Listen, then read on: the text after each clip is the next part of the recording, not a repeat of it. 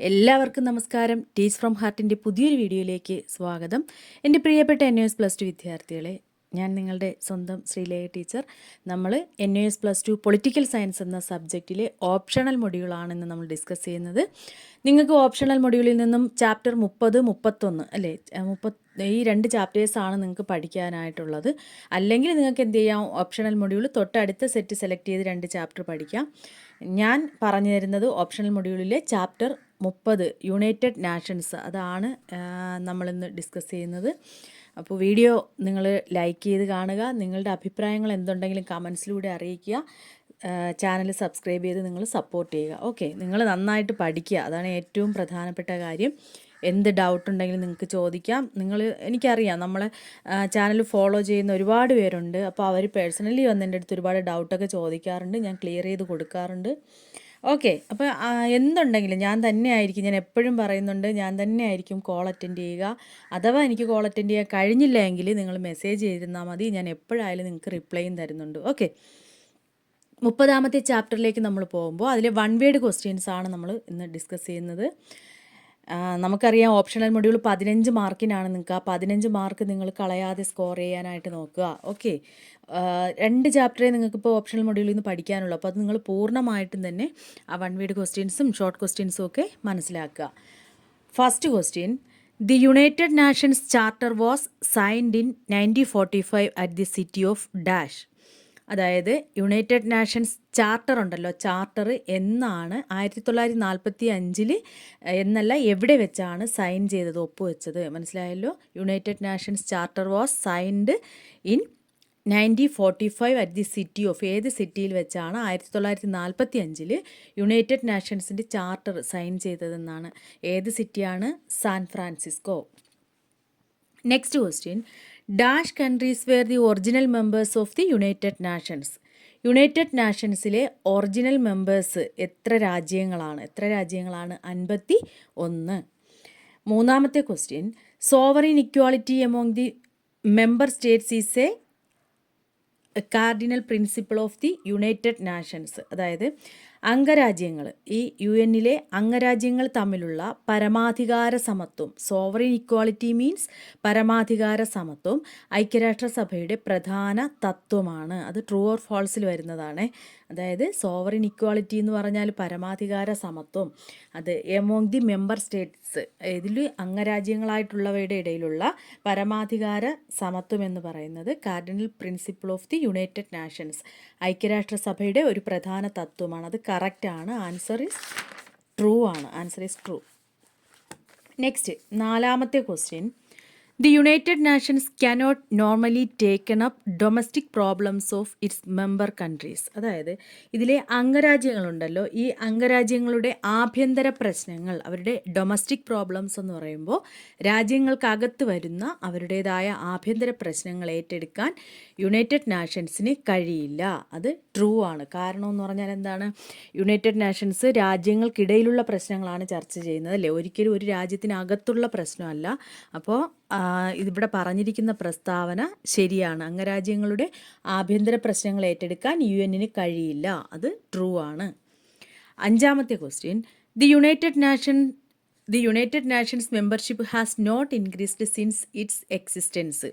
അതായത് യുണൈറ്റഡ് നാഷൻസിൻ്റെ മെമ്പർഷിപ്പ്, അതിലെ അംഗത്വത്തിൻ്റെ എണ്ണം അതിൻ്റെ തുടക്കം മുതൽ നമ്മൾ നോക്കുകയാണെങ്കിൽ ഇപ്പോൾ എന്ത് ചെയ്തിട്ടില്ല എന്നാണ്? വർദ്ധിച്ചിട്ടില്ല, ഇൻക്രീസ് ചെയ്തിട്ടില്ല എന്നാണ്. അത് ഫാൾസ് ആണ്.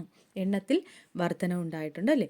United nations membership has not increased since its existence. UN അംഗത്വ എണ്ണം അതിൻ്റെ തുടക്കം മുതൽ നോക്കുകയാണെങ്കിൽ വർദ്ധിച്ചിട്ടില്ല. അത് ഫാൾസ് ആണ്. നെക്സ്റ്റ്, 6ാമത്തെ question: the permanent members of dash enjoy the veto power.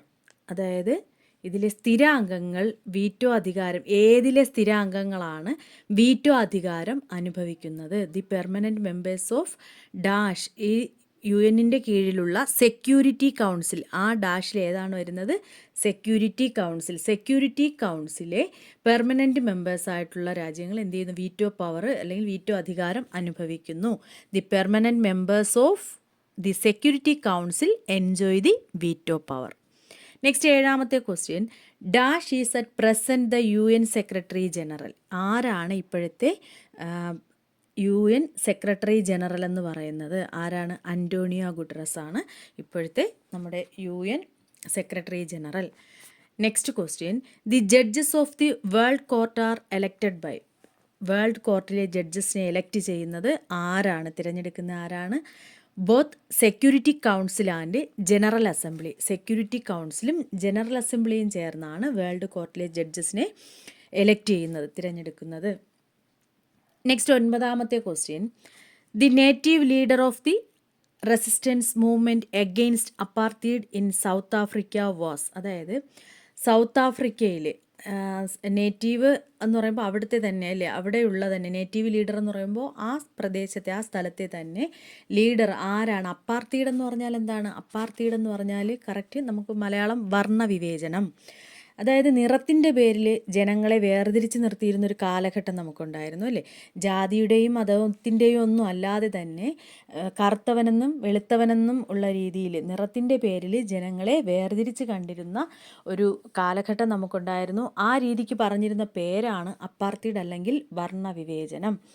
അപ്പോൾ അതിനെതിരെ എല്ലായിടത്തും ഒരുപാട് ശബ്ദങ്ങൾ ഉയർന്നിട്ടുണ്ട്. അതിൽ ഏറ്റവും പ്രധാനി ആര് തന്നെയായിരുന്നു? സൗത്ത് ആഫ്രിക്കയിൽ നിന്നുള്ള നെൽസൺ മണ്ടേല. മനസ്സിലായല്ലോ? ഇവിടുത്തെ question, the native leader of the resistance movement against apartheid in South Africa was. South ആഫ്രിക്കയിലെ അപ്പാർത്തീഡിന് അവിടെ നിന്ന് തന്നെ അതിനെ എതിർത്തിരുന്ന ഒരു വ്യക്തി, ഒരു ലീഡർ, നേറ്റീവ് ലീഡർ എന്ന് പറയുന്നത് ആരാണ്? Nelson Mandela. നെക്സ്റ്റ് 10ാമത്തെ question, the declaration on decolonization was adopted in dash. Decolonization means അപകോളനീകരണം എന്ന് പറയും. ഡിക്ലറേഷൻ പ്രഖ്യാപനം. അപ്പോൾ ഈ അപകോളനീകരണം പ്രഖ്യാപിച്ചതിൽ എന്നായിരുന്നു, അല്ലെങ്കിൽ അത് എന്ന് മുതലായിരുന്നു എന്ന് ചോദിച്ചാൽ 1960. The declaration on decolonization was adopted in 1960. Okay, ഇത്രയാണ് ഇതിൽ പ്രധാനപ്പെട്ട വൺ വേർഡ് ക്വസ്റ്റ്യൻസിൽ വരുന്നത്. ഇനി ഇതിൽ നിന്നുള്ള ഷോർട്ട് ക്വസ്റ്റ്യൻസ് നിങ്ങൾ ഇമ്പോർട്ടൻ്റ് ആയിട്ട് പഠിച്ചിരിക്കേണ്ട 2-3 കൂടി പറഞ്ഞുതരാം.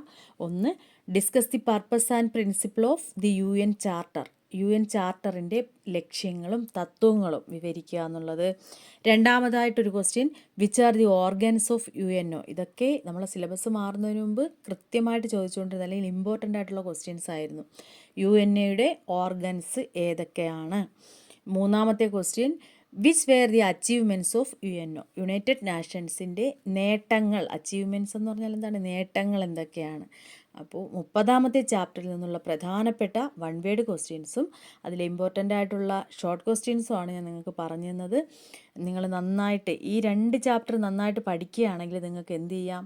നമുക്ക് 15 മാർക്ക്, ഈ 30ഉം 31 പഠിച്ചുകൊണ്ട് നമുക്ക് 15 മാർക്ക് ഈസി ആയിട്ട് സ്കോർ ചെയ്യാൻ സാധിക്കും. അപ്പോൾ നിങ്ങൾ ഓർത്തിരിക്കുക, ഏത് സബ്ജക്റ്റിൻ്റെ ആയാലും ഓപ്ഷണൽ മൊഡ്യൂൾ കൃത്യമായിട്ട് പഠിക്കുക, ആ 15 മാർക്ക് സ്കോർ ചെയ്യാൻ നോക്കുക. ഇപ്പോൾ നിങ്ങൾ വിചാരിക്കുന്നത് പോലെയല്ല, നമ്മൾ എന്ത് ചെയ്യാം, കുറച്ച് ഞാൻ ഒരു ആഴ്ചയും കൂടെ കഴിഞ്ഞിട്ട് നിങ്ങൾക്ക് ഇതിൽ മോഡൽ ക്വസ്റ്റ്യൻസ്, ഓരോ സബ്ജക്റ്റിൻ്റെയും മോഡൽ ക്വസ്റ്റ്യൻസ് നിങ്ങൾക്ക് എന്ത് ചെയ്യാം, വിവരിച്ചുകൊണ്ടുള്ള വീഡിയോ ഇടാം. ആ മോഡൽ ക്വസ്റ്റ്യൻസ് കാണുമ്പോൾ, ആ ക്വസ്റ്റ്യൻ പേപ്പർ കാണുമ്പോൾ നിങ്ങൾക്ക് മനസ്സിലാവും അത്ര ടഫൊന്നും അല്ല, നിങ്ങൾക്ക് പഠിച്ചെടുക്കാൻ പറ്റുന്നതാണ്. അതുപോലെ അസൈൻമെൻറ്റൊക്കെ സബ്മിറ്റ് ചെയ്ത വ്യക്തികൾക്കാണെങ്കിൽ 26 മാർക്ക് വാങ്ങിച്ചാലും നമ്മൾ പാസ്സാവും. അപ്പോൾ ഈ എല്ലാ കാര്യങ്ങളും പോസിറ്റീവായിട്ട് തിങ്ക് ചെയ്തുകൊണ്ട് പഠിക്കുക. ആരും തന്നെ ഫെയിലാവാൻ പോകുന്നില്ല, എല്ലാവരും പാസ്സാവും. കുറച്ച് സമയം, ഈ ഒരു 1.5 മാസം, 1-2 മാസത്തിനുള്ളിൽ എക്സാമൊക്കെ കംപ്ലീറ്റ് ആവും. ടൈം ടേബിൾ വന്നിട്ടില്ല. അപ്പോൾ നിങ്ങൾ എന്ത് ചെയ്യുക, കുറച്ച് ദിവസം പഠിക്കുന്നതിന് വേണ്ടി മാറ്റി വയ്ക്കുക.